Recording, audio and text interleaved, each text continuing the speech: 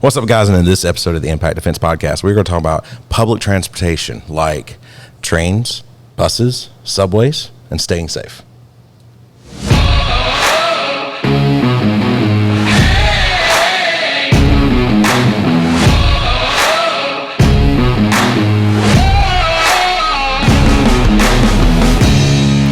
And as always, as we get started, it's Blackout Coffee. Jada has her most podcast coffee cup slam. Today is absolutely one of my favorites. It's Pitch Black Espresso. We have talked amongst us anyway. We like our coffee really, really strong and dark. And yeah, Pitch Black Espresso is pretty darn awesome. But you can check them out at impactgear.live/coffee. Sometimes they have sales going on, and if so, be sure to just use whatever. But if they don't have a sale going on, be sure to use the coupon code ImpactDefense because that will get you at least 10% off. All right, Jada, are you ready with the news story? Yes, I am. Awesome. All right, another personal story here. So he says, I go to walk my dog around my house pretty late at night. 12 a.m. to 1 a.m. Maybe not the smartest thing or the safest thing, but I live in the woods and away from people, so I didn't think it mattered. Anyways, I started walking downstairs and noticed my sister's door is open and the light is on. It struck me as odd considering she moved out 6 years ago, and nobody ever goes in there. I walk in to turn the light off and close the door, and I see a man trying to hide behind the closet door. Oh. Yeah. It's broken and filled with boxes, so there's no real way he could hide from me. I act like I didn't see him and went and grabbed my shotgun from the other room. Went back in and told him to move or I'd kill him. He jumped out of the closet and took off running as fast as he could, right past me into the garage and out into the woods. I could have shot him, but I didn't. That's good in that situation. Yeah. I saw his face, and a few days earlier, he had knocked on my door claiming to know my neighbor and said he was looking for copper to sell. Asked if I knew or had any old copper he could have. I gave him a few old car batteries, and that was it. He said he had 2 daughters and was trying to take care of. I didn't call the cops, but that's the extent of my mercy. If he came back the next night, he was dead. I was like, okay. Anyway. Okay. No, he made a really good smart choice in not shooting because if the guy just runs, you are actually not under threat of death. Yes. And generally speaking, at every state outside of Texas, you have to be under threat of death before you can just shoot somebody because they're in your house. I get people who argue with me all the time. I know. Someone continued to argue with me consistently. Yeah.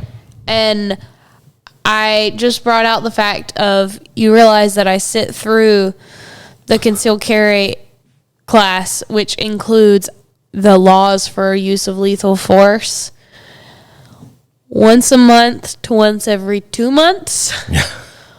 I don't think you can beat that with your one concealed carry class 10 years ago. Exactly. So, yeah, we do not have, especially in our state, yeah, you have a stand your ground, but stand your ground does not mean, I can just shoot them because they're on my property. Castle doctrine does not mean I can just shoot them. Okay, you still have to be under threat of death, and that's something that a lot of people don't understand. Anyway, yeah, he made the right decision in not shooting him. And I thought it was cool that he noticed and was able to identify him as the man who came to his door several days before. Yeah, that is good and very observant, and that is really smart.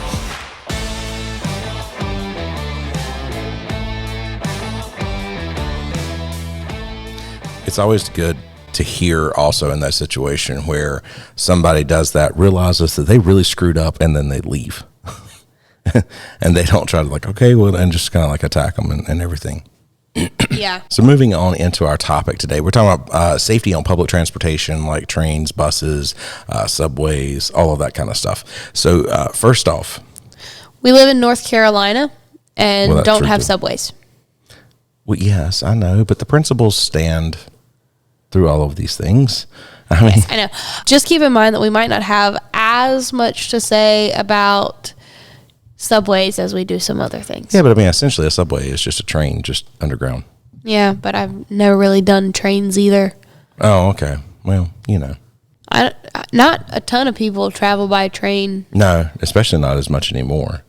We actually talked about possibly going somewhere and taking a train, just for the heck of. I've been on a train before, but I've never been on a train to travel a very long distance. And I know Kylie's never been on a train, and I thought it might be an interesting experience to take a trip on a train at one point. So I don't know. It's still a thought and process. But anyway, when you are on public transportation, you know, tips to make sure that you stay safe during that time. Yes. And the number one tip is going to be aware of your surroundings. Yes, pay attention. Duh. Yeah. I mean, that seems like that's our tip for basically everything, because awareness is at the center of all of your safety. Well, people get so caught up in what they're doing in the day-to-day that they forget to actually pay attention to what's going on. Yeah. So we pulled up at a gas station the other day, and there was this dude. I mean, it was super full. I don't know why it was so full. But anyway, we pull up, and we're having to wait in line to get gas. Okay. And there was a guy directly in front of us getting gas, and he is just messing around his phone the entire time. As we're sitting there waiting, Julie goes, "Get off your phone." I mean, she doesn't actually say this to the guy. She says this while we're in the vehicle. She says, "Get off your phone." And I thought in my head at first that she was kind of going with the whole idea that, you know, you see on some gas stations, don't be on your cell phone because it could cause an electric shock and, you know, a static shock and then like blow up, which has been proven to be wrong. And that's just completely, totally like bumpkus. But anyway, that's where I thought she was going with it. And I was like, why? I mean, I don't sit there on my phone, but for safety reasons. And Julie says, because he's sitting there playing on his phone. He's not paying attention to anything that's going on around him. And I was like, oh, yeah, she listens. But yeah, so just don't, you know, pay attention. You know, when you're around, don't just sit there and ignore people and try to be in your own little world. And I know a lot of people try to do that because they don't want to talk to people. And as an introverted person, I can get that, you know? Yeah. But it is important to note that there are other ways of being unapproachable and people not wanting to talk to you. Yeah, I mean, you can RBF, for instance. It's interesting because I'm about to start reading this book called Cues, and it's about all of the nonverbal body cues that people give off in body language. Mm-hmm. And there are cues for openness and cues for competence. There's just basically cues that give off all of these different signals to the people around you, and people recognize them even if it is subconsciously. Yeah. Unless there's just something that hinders them from recognizing social cues as well. But you never want to give the impression that you are not confident, and you never want to give the impression that you are not paying attention. Right. But if you give off competence cues, you know, you stand up straight, you're in control of the things around you, or at least act like you are, but also, you know, come across as rigid, people also don't speak to you. Well, so, you know, yeah, that's true. But also, just another thing, people don't understand. I think people forget entirely too many times why or how much your posture tells other people about you. Oh, yeah. I mean, it's amazing. I mean, I have a lot of issues with social anxiety with, you know, related around or just ordering something in public or just not knowing fully what's expected of me in certain I have situations. Seen you in these situations where you don't have everything fully planned out completely 100% what to say before you say something, especially when somebody's asking you for an order or something like that. And it's entertaining for me. I know it sucks. It's hilarious too. I know it sucks for you. I get it, but like it is kind of entertaining for me. But you handle it well, and you still like you don't cower. You know. Yes, that's what people need to understand. You can deal with social anxiety without coming across as weak or timid. Mm-hmm. I mean, I can definitely look or seem flustered whenever I don't have something fully planned out or stumble over my words.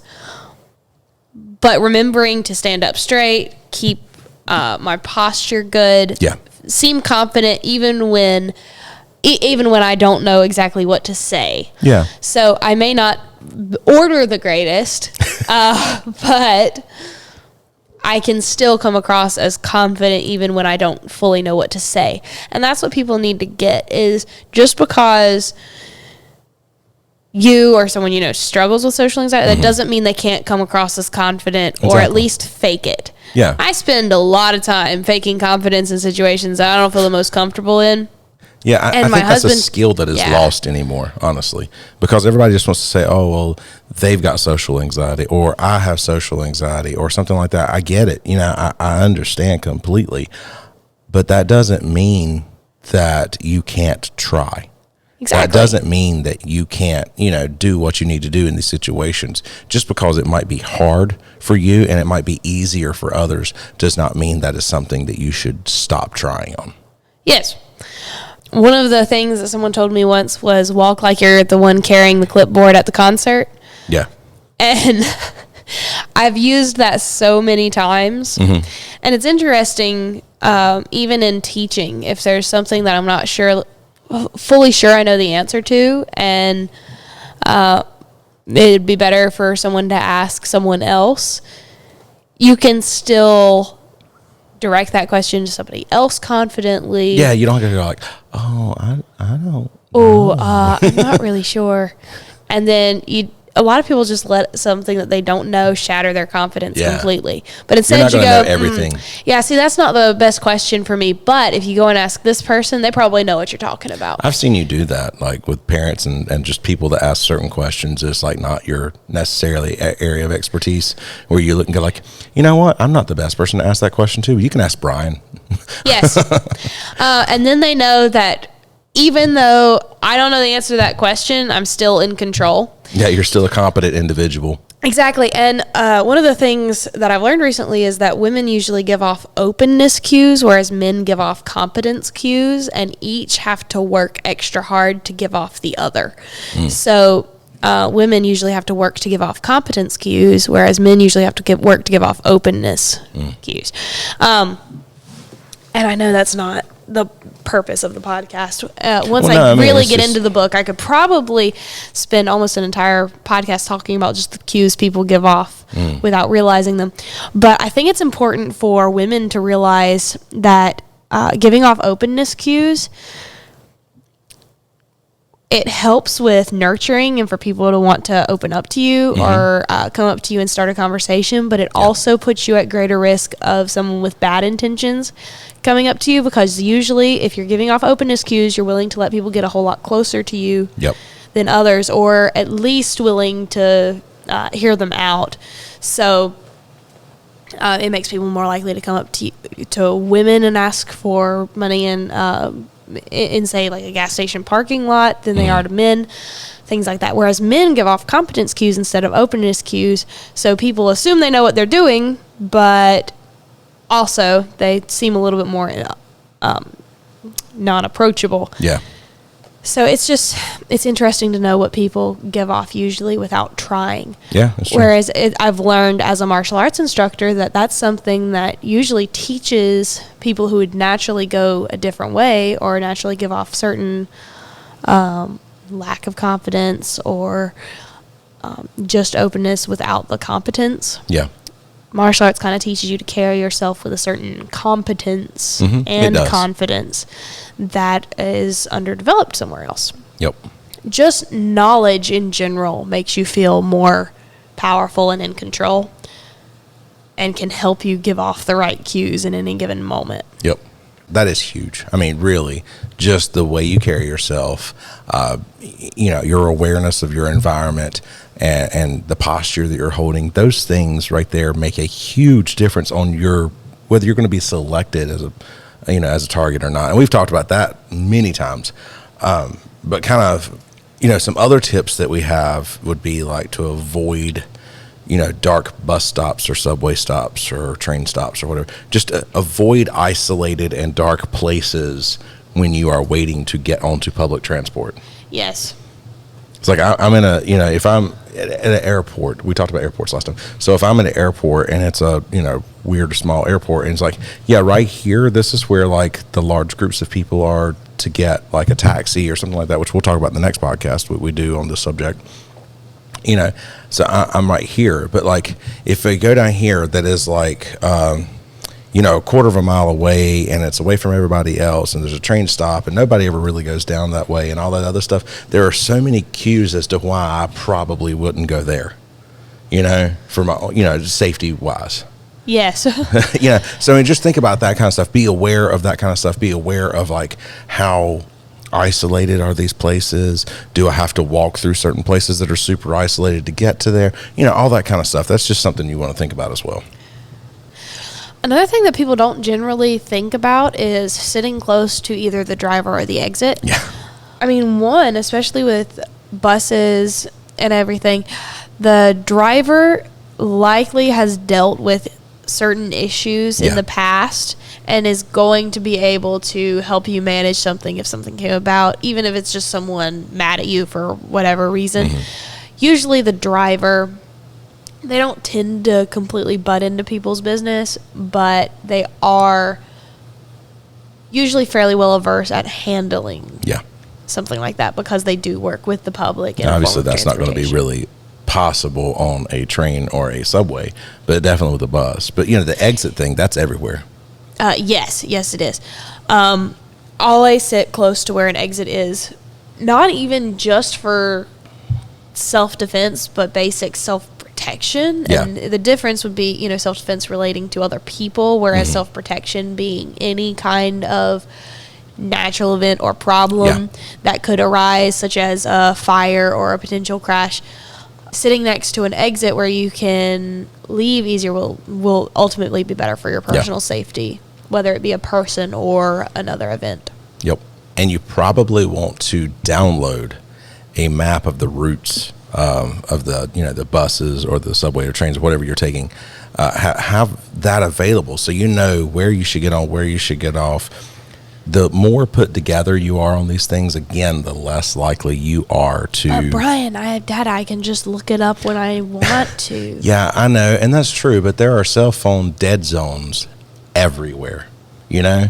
Like, there's some places where, you know, my mother-in-law lives on a highway, okay? She lives on a highway in North Carolina, and 200 yards before you get to her house... You have cell phone service. 100 yards once you get past her house, you have cell phone service. Where she lives, it's basically dead, you know. And I'm like, every time I'm heading over that direction, and I know that somebody's trying, you know, we've been talking or something like, or somebody's texting back and forth with me or whatever. I'm like, okay, listen, I'm about to go to my in-laws' house. I probably won't get your text because she basically can't get internet there. And she basically can't get cell phone service there. And it is ridiculous. So, you know, it's like if you're standing in one spot in this one particular area and you're holding your phone just right, you can get it. But like there's places like that everywhere. You know? It's not like, you know, with the trains, subways, all these places, they're going to go through areas where there's nothing. And just, we have to understand that, you know, buses, all of it. Yeah, so remember, downloading is a fantastic tool, guys. Yep. But the more that you know about where you should get on and where you should get off and how the bus route works or the travel route works, the less likely you are to look like you don't know what you're doing and where you're going, which means that's less likely that you are to be selected as a target. Somebody looks good, like, oh, this person doesn't know what they're doing, you know. They can either be conned or just straight up mugged a lot easier. All right, so aside from having a map downloaded or just knowing where to get on and off beforehand, you know where the emergency call buttons are located. Yeah, that's always a good idea as well. And if you can't sit near an exit, maybe you can sit near an emergency call button, you know, in case of something. But, you know, just, I think, you know, there are just easy ways to kind of get to those things in certain times, and you need to be aware of where they are and, you know, within reach of them or how to get to them or whatever in case something goes down. Now, this isn't on our list of things to cover, but taking an aisle seat, if you can, is a decent idea. Yeah, even the last podcast we were talking about planes, we were just talking about sitting on the window seat so we could see out. Yeah, but, I know. But I mean, you're not going to jump out of a plane. Yeah, no, you're pretty stuck almost no matter what. In a plane, I'm not quite as worried about it just because, one, it's on a plane. Yeah. And I'm going to be stuck up there either way because it's not like I'm just going to try and jump out of a port or anything. Two, usually on a plane, you're going to see something stirring a good bit before time if you're paying attention. Yeah. And three, I think theft is more common on planes than almost anything else. Now, there was like a video. Now, this is a little bit on the while back at this point in time. I think it was toward the end of last year where from the Warrior Poet Society, John Lovell on there was on a plane and somebody attacked someone else and he ended up like going after them and like him and another guy like took this dude down and that kind of stuff does happen. So like aisle seats are not a bad idea anywhere because it gives you a quicker response time to something like that. But yes, but I mean there's also you don't have to worry about projectiles on a plane as a general rule of thumb. Yeah. I think international law enforcement officers are allowed a projectile on a plane, but not much else, right? Yeah. So, yeah, you don't, and they're not going to really shoot inside of a plane most of the time because that's stupid. Anyway, yeah, but on a plane, usually it's a little easier to make your way to an aisle if you would need to, and you would have a little bit more time because you're not worried about a projectile. Whereas buses and trains are different. On a bus or a train, you definitely want to have an aisle seat so that you can move out if you need to. Let's say the person that, is on the aisle seat and you're on the window seat gets shot or hurt and can't move out of the way, you're a little stuck. Yeah, so your goal is not to be trapped in a situation if something goes down in any way. You want to be able to react as quick as possible, being either escape or being able to go hands-on or whatever in a situation if it calls for it. When you're traveling, if it's on your daily routes, most of the time the people you know and trust know about when you're supposed to get on and off of that public transportation. But when you're going somewhere that you don't usually go, it is a little bit different. Mm-hmm. And I would recommend telling some friends where you plan on going if you're going someone out of your normal route. But in any case, it's a good idea to have some way to contact them in the event of emergency other than pulling out your cell phone and calling them each individually, which takes way more time than people give it credit for. Yeah, especially we're talking about a real emergency at this point in time. And speaking from personal experience, a lot of times your loved ones can get to you faster than the police can. But sometimes, either way, something like Invisiwear would be a good idea. Yeah. Because Invisiwear is discreet jewelry or I can't remember what options they have for men, but they got this little like bracelet thing that does not look feminine. It's kind of a masculine thing. An armband type thing. Yeah. So there's those things as well. Yeah, so they have stuff for men and women, and they have some really nice stuff that actually looks pretty good. But the main point of it is that if you click a button on it twice, or I think there are some other settings that you could change, but the biggest point is that if you click it twice, it will send your location to up to 5 contacts and the police. Yes. That way you have your first response team right there, but it sends your location to them and lets them know that you need help. Mm-hmm. You have a good chance of someone being able to get to you. Yes. And so Invisiwear is just a really great idea, especially for subways, buses, and trains. Yep. And you can get there by going to Invisiwear, which is INVISAWEAR.com. And just use the coupon code Impact Defense, and that could get you 10% off of anything that you purchase over there. Guys, thank you very much for listening to the podcast. If you are enjoying the podcast and learning things from the podcast, please go over to any podcast catcher and rate us and write a review. It helps us out. It helps the algorithm out, people to find us easier. And thank you for listening, and we will see you in the next one. Bye-bye, guys.